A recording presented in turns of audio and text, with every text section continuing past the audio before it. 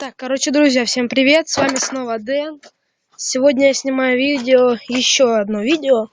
Это видео называется «Еще один теплоотражающий огонь». Смотрите, то есть я выстроил печку и распарил в ней огонь. То есть я сижу на вот этой лавочке.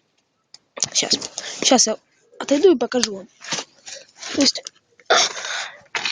я сижу вот на вот этой лавочке, у меня уже все тело горит. Поэтому... Короче, я показываю, как его делать. Так, ставим кирпичи вот в таком положении. Буквой П. Выстроили. Строим кирпичи вот этой формой. После того, как вы выстроили букву П, начинаете выстраивать сверху до того уровня, сколько вам нужно. Также и сбоку, и еще сбоку.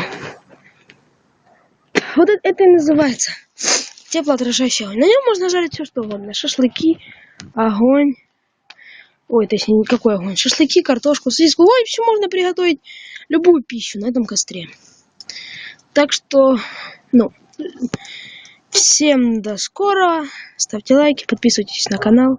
Пока.